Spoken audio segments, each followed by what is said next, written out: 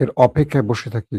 আল্লাহর হস্তে ইনশাআল্লাহ আল্লাহ বাঁচিয়ে রেখেছেন তাই ভাইয়া। ধন্যবাদ শামীম ভাই। সাতক্ষীরা থেকে দেখছেন, সাতক্ষীরার কথা বললে হৃদয়ে রক্তক্ষরণ হয়। সাতক্ষীরা ছিল ইসলামের জন্য খুব ত্যাগী মানুষের জায়গা। যাক, মানুষই ভুল করবে। আল্লাহ মানুষকে দুনিয়ায় পাঠিয়েছেন ভুল করার জন্য, আবার আল্লাহই মানুষকে ক্ষমা করবেন। তবে দুঃখজনক হলো আমরা কেউ কাউকে ছাড় দিচ্ছি না। যেভাবে সোশ্যাল মিডিয়ায় আমরা মানুষের চরিত্র হনন করছি, এতে করে কেউ রক্ষা পাবো না। সবার কাপড় ধরে টান দেওয়া হচ্ছে, হবে। খুব ভয়ংকর এক খেলায় মেতেছে আরকি আমরা মুসলিমরা, বিশেষ করে বাংলাদেশে। চরিত্র হননের খেলা।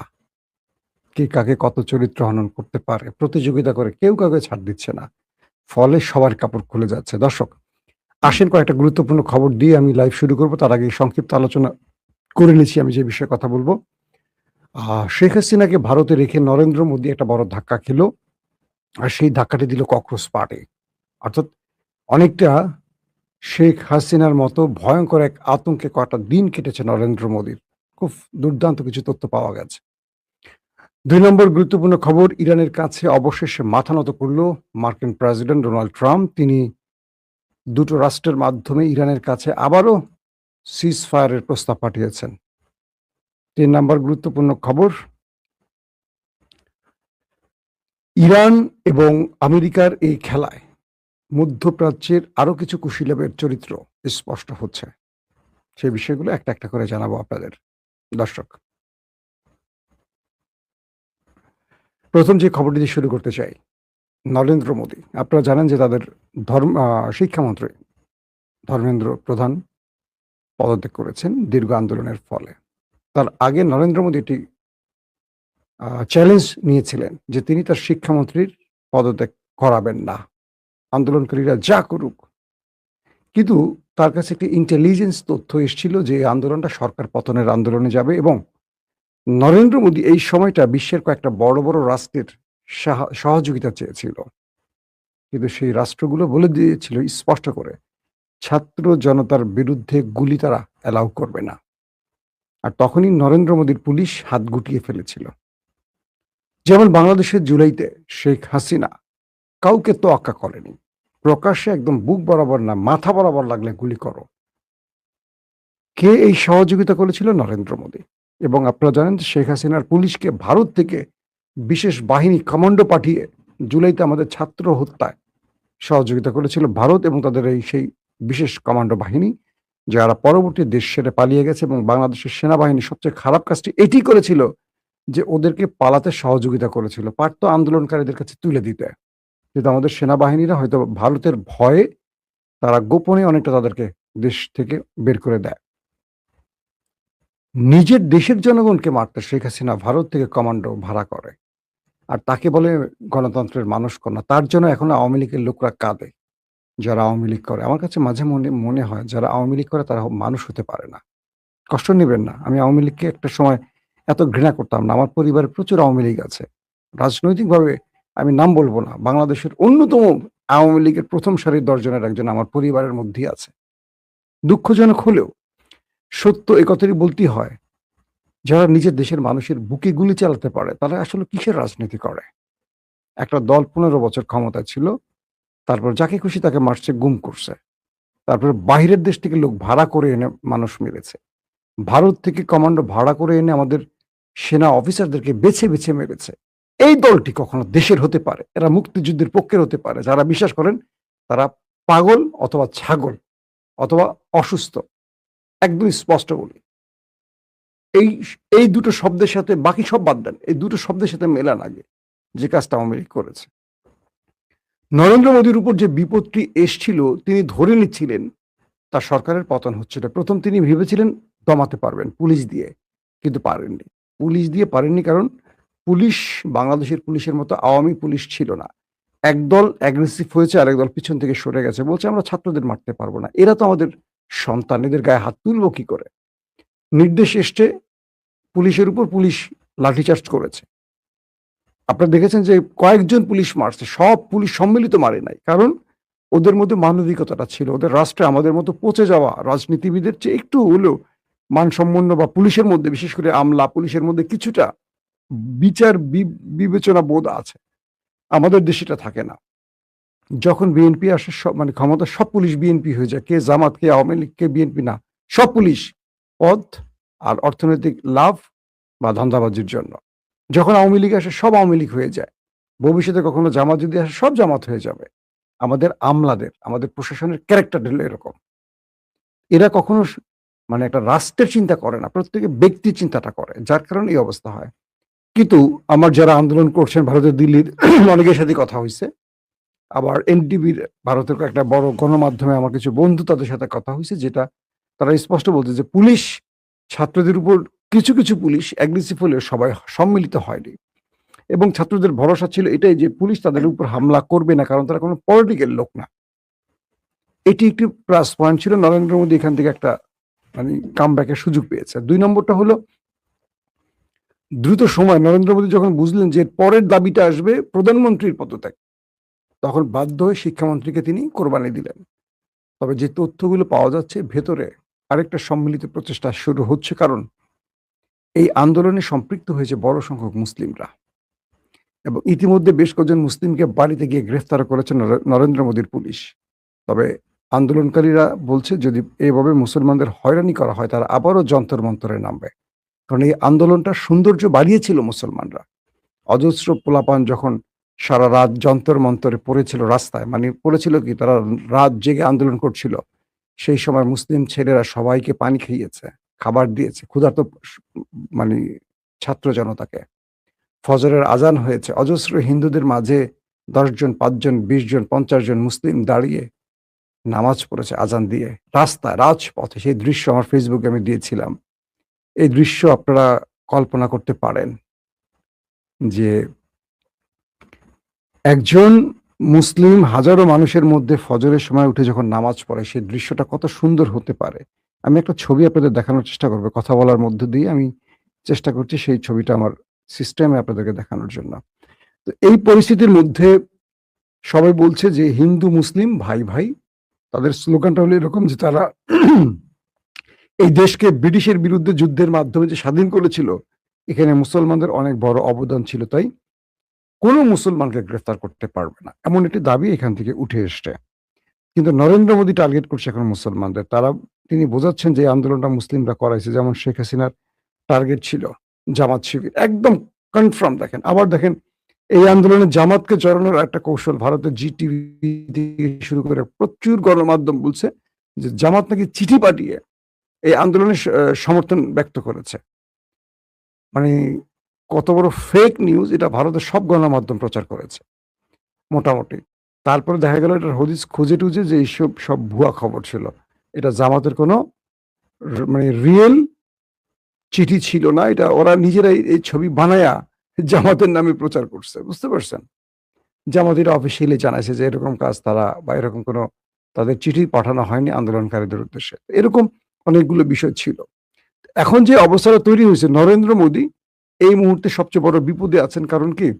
তিনি ছাত্রদের কাছে পরাজিত হয়েছেন এবং এই আন্দোলনে তিনি যে হেরে গেছেন এটা স্পষ্ট হয়ে গেছে। এখন যেকোনো সময় নতুন একটা আন্দোলন আসবে। ধারণা করা হচ্ছে বৈষম্য বিরোধী আন্দোলনও ঠিক এরকম একটি সময় গেছে। কয়েকদিনের একটা আমরা হালকা বিরতি দেখেছিলাম। আপনারা স্ক্রিনে দেখতে পাচ্ছেন যে যন্তর মন্তরে সবাই ঘুমিয়ে আছে, এক মুসলিম ব্যক্তি সেখানে নামাজ পড়ছে সামনে একটা চেয়ার রেখে, ফজরের নামাজ। এরকম অজস্র ছবি আমি দেখেছি। এখন যে বিষয়টা তৈরি হচ্ছে যে শেখ হাসিনাকে যেভাবে পতন ঘটিয়েছে, আতঙ্কটা নরেন্দ্র মোদীর মধ্যে ঢুকেছিল এবং সেই ভয়টা তিনি রীতিমতো আটকে ছিলেন। তিনি বারবার তার ইন্টেলিজেন্সকে ডেকেছেন, তার গোয়েন্দা বাহিনীকে ডেকেছেন, বা তার অভ্যন্তরীণ গোয়েন্দা সেক্টরকে। সবগুলোর পক্ষ থেকেই বলা হয়েছিল সরকার পতনের দিকে যাবে ককরোচ, এবং ককরোচকে একটা মানে বিভিন্ন বিদেশি সংস্থা সহযোগিতা করছে এরকম তথ্য নাকি আসছিল, ইন্টেলিজেন্স তথ্য। শেষ পর্যন্ত নরেন্দ্র মোদী তার গুরুত্বপূর্ণ ব্যক্তিদের সাথে বসলেন এবং বললেন যে শিক্ষামন্ত্রীকে কোরবানির কোনো বিকল্প নেই, নতুবা ২৪ ঘন্টা যে আলটিমেটাম দেওয়া হয়েছিল সেই আলটিমেটামের পরেই তারা নরেন্দ্র মোদীকে টার্গেট করবে, সরকার পতন শেখ হাসিনার মতো। এবং প্রতিটি রাজ্যে আন্দোলন ছড়িয়ে পড়ার ঘোষণা চলে এসেছিল।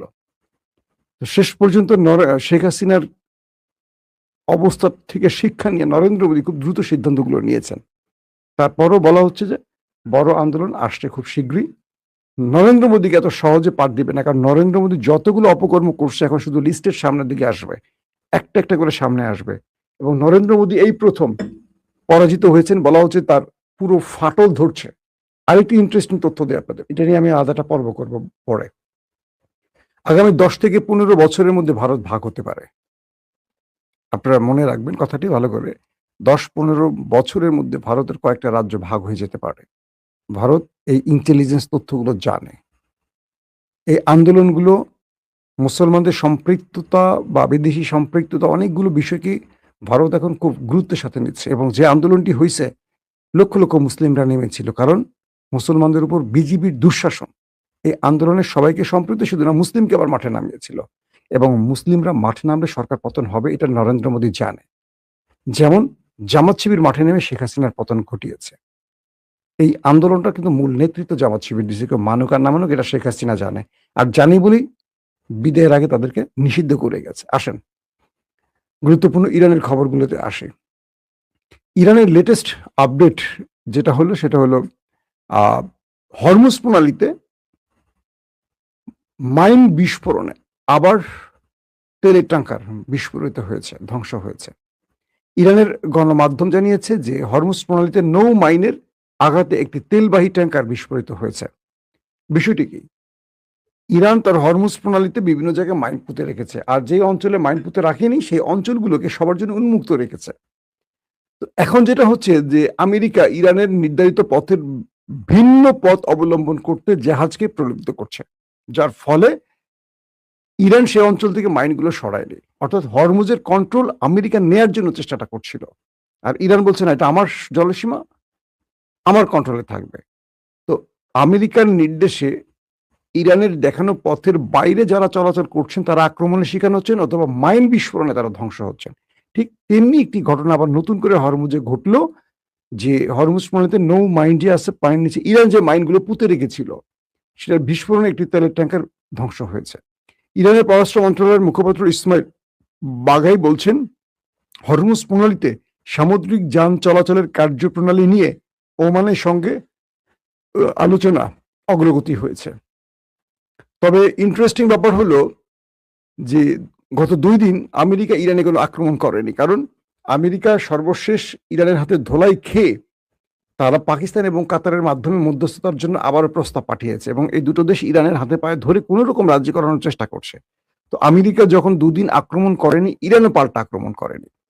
তবে কয়েকটি তথ্য, মার্কিন তথ্য আসছে এরকম যে আমেরিকার প্রতিরক্ষা ব্যবস্থা মোটামুটি ধ্বংস করে ফেলেছে। ইরান দাবি করছে 200-র অধিক মার্কিন সেনাকে তারা ওপারে পাঠিয়েছে, আইআরজিসির দাবি। ইরানের রাডার সিস্টেমগুলো অকেজো হয়ে গেছে, প্যাট্রিয়ট থার্ড অকেজো হয়ে গেছে, মিসাইল স্টোরেজ ধ্বংস করে ফেলেছে, তাদের নতুন আসা ড্রোনগুলোকে ধ্বংস করে ফেলেছে, হেলিকপ্টার ধ্বংস করেছে, যুদ্ধ বিমান ধ্বংস হয়েছে। আজকে সন্ধ্যা 6টার লাইভে আমি আপনাদের সেই পরিসংখ্যানটা দিয়েছিলাম, যারা দেখেননি দেখে নেবেন, আগের লাইভটা, এই লাইভটার আগের লাইভটা, আজকে দিনে যেটা করেছি সেখানে মানে কতগুলো যুদ্ধ বিমান, হেলিকপ্টার, ড্রোন লিস্টেড আমি জানিয়েছি ধ্বংস হয়েছে। এগুলোর পর ডোনাল্ড ট্রাম্প আসলে আর কিছু করতে পারছিলেন না। ডোনাল্ড ট্রাম্প এই যুদ্ধটা আসলে একটা জিনিস আপনাদের বলি, যুদ্ধটা কিন্তু ডোনাল্ড ট্রাম্প চাচ্ছে না, ইসরায়েল চাচ্ছে। আমেরিকার মধ্যে কয়েকটা গ্রুপ ভাগ হয়ে গেছে, যেমন ধরেন মার্ক রুবিও,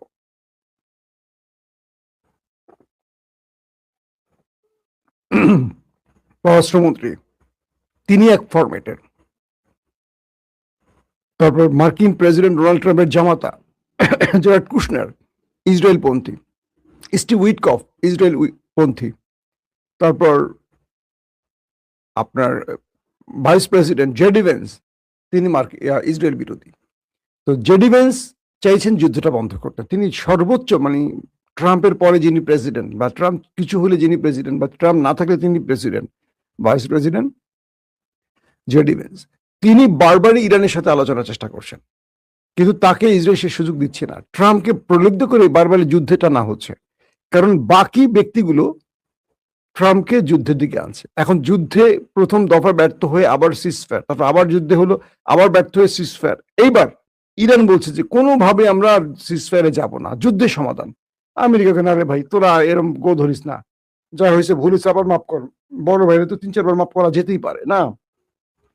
তা আমেরিকা ইরান কাতারকে এবং পাকিস্তানকে বলছে যে এবার যদি যুদ্ধবিরতি করে সেটার একটা ভিত্তি রাখতে হবে, এ কারণেই যে আমেরিকা কখনো মানে কথা দিয়ে কথা রাখে না, তারা প্রতারণা করে বারবার। তো এবার সেই কাতার পাকিস্তান ইরানের হাতে পায়ে ধরে কোনো রকম একটা আলোচনার টেবিলে রেখেছে এবং গত 2 দিন যুদ্ধ বন্ধ আছে। কিন্তু হরমুজ ইরানের কন্ট্রোলে আছে, বাবুল মান্দাব হুতিদের কন্ট্রোলে আছে। সৌদি আরবকে পাইলে পিটান শুরু করতেছে, লোহিত সাগরে সৌদির জাহাজ উড়াই দিল আজকে। আপনারা জানেন যে সৌদি আরবের 2টো গুরুত্বপূর্ণ শহরে আরামকো যে তেলের কূপ, সেটাতে ব্যাপক অ্যাটাক করেছে। সেই অ্যাটাকের ফলে সৌদি আরব মনে করেন আজকে অনেক বড় রকম কি বলবো জিজান এবং ইয়ানবুতে ভালো রকম ভেলকি দেখছে। ইয়েমেন যে ব্যালিস্টিক আর ক্রুজ মিসাইল আর ড্রোন মারছে, সৌদির তেল কূপগুলো সব জ্বলে মানে পড়া শুরু করছে এবং বলছে যদি সৌদি নেক্সট টাইম ইয়েমেনে আর কোনো অ্যাটাক করে তাহলে একটা তেল ক্ষেত্র আমরা রাখবো না। কে বলছে এটা? ইয়েমেন বলছে। তো এই পরিস্থিতির মধ্যে এখন ডোনাল্ড ট্রাম্প ইরানের সাথে আলোচনা করছেন, আবার হুমকি দিচ্ছেন কিন্তু আবার আলোচনা টেবিলে থাকছেন। মানে হুমকি দিচ্ছেন কি বড় হামলা করব। কিন্তু কাল রাতে আরেকটা ঘটনা পেলাম যে আরেকটা আক্রমণের প্ল্যান করছিল, কিন্তু মার্কিন চিফ অফ স্টাফ ডেইন কেন তিনি এই যুদ্ধটাকে আর আগাতে দেননি। বলছেন মিস্টার প্রেসিডেন্ট এই যুদ্ধটা শুরু হলে আর থামার কোনো সুযোগ নেই। দর্শক, আরেকটি ব্রেকিং খবর আছে আমাদের কাছে, কয়েকটা গাজা নিয়ে তো ব্যাপক ঝামেলা করতেছে। ইরানের একটা তথ্য আসছে এরকম, তাদের সামরিক বাহিনীর হাত ধরে যদি আমেরিকা স্থল বাহিনী কখনো ইরানে ঢোকে সেক্ষেত্রে আমেরিকার পরিণতি কি হতে পারে। কয়েকটি তথ্য এই ব্যাপারে ইরানের মেইন নিউজ প্রকাশ করেছে, আমি দেখলাম পুরো একটা বড় ডাটা তারা দিয়েছে। তারা বলছে যে আমরা অপেক্ষায় আছি আমেরিকা কখন আসবে, তাদের স্বাগত জানাবো, কিন্তু আমেরিকাকে এটুকু মনে রাখতে হবে তারা এখান থেকে ফিরে যেতে পারবে না। কারণ এই যে বিশাল অঞ্চলটা ইরানের যে জলপথ মানে যেখানে প্রবেশ করবে, এটা তাদের জন্য একটা জুয়া খেলা হবে আমেরিকার জন্য। মানে এখানে তারা ভৌগোলিক ভাবেই আটকে পড়ে যাবে। প্রতিরক্ষা সক্ষমতা, জাতীয় প্রতিরোধ এবং সমগ্র অঞ্চলে যুদ্ধ ছড়িয়ে পড়ার একটা সম্ভাবনা তৈরি হবে। পাশাপাশি আমেরিকা এই মরণ ফাঁদ বা চোরাবাড়ি থেকে ফিরে যেতে পারবে না এমনটিও বলছে বিভিন্ন রাজনৈতিক ব্যক্তিরা এবং মার্কিন পেন্টাগন, এটা তাদের জন্য চোরাবালি হবে ইরানের স্থল অভিযান। তো সবকিছু মিলে ইরানে আক্রমণের শেষ জায়গাটি এখন আলোচনার মাধ্যমে আবার ব্রেক দিছে। আর ইরান বলছে আমেরিকাকে যে হরমুজে তুমি থাকতে পারবা না, আমি তোমাকে যে শর্ত দিচ্ছি সেই শর্ত তোমাকে মানতে হবে। আর তুমি যদি মনে করো আর 10-12 দিন বিরতি দিয়ে আবার ফিরে আসবা যুদ্ধে, আসতে পারো, আমি তোমাকে স্বাগত জানাই। মানে আমেরিকার একটা প্রচেষ্টা আছে যে তারা আবার ফিরে আসতে পারে। কিভাবে? এখন তাদের অস্ত্রে টান পড়ছে, সেনাবাহিনীর প্রচুর সদস্য মারা গেছে, তো 10-12 দিনের একটা রেস্ট নেবে, এই জন্য যুদ্ধবিরতি। আগেরটাও তাই করছে। এটা ইরান বোঝে। তো ইরান বলছে যে তোমাদেরকে আমরা স্বাগত জানাই, তোমরা যে কোনো ভাবে আসো, কিন্তু আমরা তোমাদেরকে মানে বারবার এই সুযোগ দেব না। আসলে ঘটছে কি পর্দার অন্তরালে, 2 মিনিটে বলি। মার্কিন প্রেসিডেন্টের কাছে কিছু তথ্য আসছে। ডেইন কেন যখন নির্দেশ পেয়েছেন ট্রাম্পের আক্রমণে, তখন তারা বলছেন যে ইরান সৌদি আরব সহ কয়েকটি দেশে ম্যাসিভ আক্রমণের প্ল্যান করছে। অর্থাৎ এই যে হুতিদের নামিয়ে দিল, তার পেছনে কিছু কারণ আছে। আমেরিকাকে বলছে যে কাতার, কুয়েত, বাহরাইন, জর্দানে মার্কিন ঘাঁটির আর কিছু নাই। তারা নতুন নতুন ড্রোনগুলো আনছে, কোটি কোটি টাকা দামের ডলারের যে ড্রোন, সব খেয়ে ফেলাইছে ইরান। প্রতিরক্ষা ব্যবস্থা খেয়ে ফেলছে। ইরান আক্রমণ করলে আমেরিকা দেখতে পাচ্ছিল না, রাডার সিস্টেম অকেজ হয়ে গেছে, চোখ বন্ধ করে দেখবে কি করে। তো মার্কিন প্রতিরক্ষা ব্যবস্থা এত দুর্বল হয়েছে যে ইরান টার্গেটে হিট করলে গুলি লেগে যাচ্ছে, যেখানে মারছে সেখানে লেগে যাচ্ছে। পাশাপাশি চীন, রাশিয়া তো তাদেরকে স্যাটেলাইট তথ্য দিচ্ছে, তাদের সিআই গোয়েন্দারা যেখানে যাচ্ছে সেখানে টার্গেট করে ড্রোন অ্যাটাক করতেছে ইরান। এরপরে ট্রাম্প হতাশ হয়ে পড়ছে যে আসলে কিছু করার নাই। এখন তার জন্য যে কোনোভাবে সিজ ফায়ার করে কোন রকম তার বেজের লোকগুলোকে বাঁচানো, কিছু যন্ত্রাংশ, কিছু যুদ্ধ বিমান কিছু আছে এগুলো সরিয়ে বিশাল ক্ষতি থেকে বাঁচা, এটা হলো ট্রাম্প চেষ্টা। পাশাপাশি আবারও অস্ত্র নিয়ে এসে আরেকটা পাল্টা অ্যাটাক করার প্রস্তুতি আছে তাদের মাথায়। ইরান দুটো সম্ভাবনাই জানে। তো ট্রাম্প এখন পালাচ্ছে একটাই কারণে, তার পেছনে এই মুহূর্তে কেউ নাই। আরবরা তাকে বাঁচাতে পারবে না, আরবরা নিজেরাই বাঁচতে পারছে না। ইউরোপ আসে নাই, নেটো আসে নাই, আবারও একা হয়ে পড়ছে ইসরায়েল। এই যুদ্ধ জড়ায় না, কারণ ইসরায়েল বুঝতে পারতেছে এই যুদ্ধে তারা জড়ালে আমেরিকার মাইলগুলো তাদের পিঠে পড়বে। কারণ ইরান অপেক্ষা আছে, যা আয় তুই ইসরায়েল আয়, তখন আমেরিকাকে ছেড়ে ইসরায়েলকে ধরবে। কারণ ইসরায়েলের জন্যই মূলত তার সবচেয়ে ভয়ঙ্কর মিসাইলগুলো জমা রেখেছে, আমেরিকার জন্য না। আমেরিকাকে ভয় দেখাইয়া গালফ থেকে তাড়াবে, এটা হলো ইরানের টার্গেট, মূল টার্গেট। একদম সহজ বাক্যে, খুব তাত্ত্বিকভাবে আজকে ভিডিওটা করতে চাই না, একদম সহজভাবে যারা বোঝেন। ইরানের মূল টার্গেট হলো গালফে আমেরিকাকে পঙ্গু করে দেয়া, যাতে এখান থেকে আমেরিকা চলে যায়। ইতিমধ্যে আল উদাইদ থেকে তারা সরে গেছে, আরো কয়েকটি ঘাটের দিকে তারা সরে গেছে। আমেরিকাকে এখান থেকে সরিয়ে দিলেই পুরো মধ্যপ্রাচ্য ইরানের কন্ট্রোলে আসবে, আর ইসরায়েল হাতে তালুতে। ইসরায়েল নিউক্লিয়ারের মালিক হলেও ইরানের সাথে পারবে না, কারণ ইসরায়েল যদি নিউক্লিয়ার অ্যাটাকের পরিকল্পনা করে থাকে 2 ঘন্টার মধ্যে ইরানের হাতে নিউক্লিয়ার চলে আসবে। আপনাকে সেটা চিন্তা করতে হবে না। পাকিস্তান থেকে আর কেউ দেবে, ধরেন দিয়ে রাখছে, অথবা ইরান বানায় রাখছে। ইরান বলবে না এখন আন্তর্জাতিক নিষেধাজ্ঞার ভয়। কারণ আজকেও মার্কিন গোয়েন্দা তথ্য বলছে পূর্বের খমেনি নিউক্লিয়ার না বানালেও বর্তমান খমেনি, মুস্তফা খমেনি, তিনি নিউক্লিয়ারের ব্যাপারে আগ্রহী, এটা বোঝা যায়। তো সবকিছু মিলে ট্রাম্প আবারও ইরানের কাছে হেরেছে, ইরান আবারও বিজয় লাভ করেছে। এই বিজয়টা আসলে দুটো বিষয়, একটা হলো সাহসের, একটা হলো ইমানের। যারা বৃহৎ শক্তিকে তোয়াক্কা করেনি, মৃত্যুকে ভয় করেনি, তাদের হুমকিকে ভয় করেনি, তাদের জয় অবশ্যম্ভাবী। আর আমরা মাঠে নামার আগে ভয় পেয়ে যারা বাড়ি ফিরে যাই, আমরাই নাকি সবচেয়ে বড় মুসলমান। কারণ আমাদের বড় বড় ফিরাউলিয়া আছে দেশে, বড় বড় স্কলার আছেন। এই ইরানকে তারা আবার কাফের ঘোষণাও দিয়েছেন। মাশাল্লাহ বলেন নাকি নাউজিবিল্লাহ বলবেন? বাংলাদেশে এই আলেমগুলো বাংলাদেশে ইসলামটাকে ধ্বংস করছে, মানেন আর না মানেন। আমি বাংলাদেশের খুব কম স্কলারকে মানি, আমার সব ইন্টারন্যাশনাল স্কলারের বাইরে। এখন বললেন মাসুম ভাই এটা কি বলেন? এরা মানুষের আকিদা এটা সেটা বলে বিভাজিত করে রাখছে। যে দেশের আলেমরা এক টেবিলে বসে একসাথে নাস্তা করতে না পারে, সেই দেশের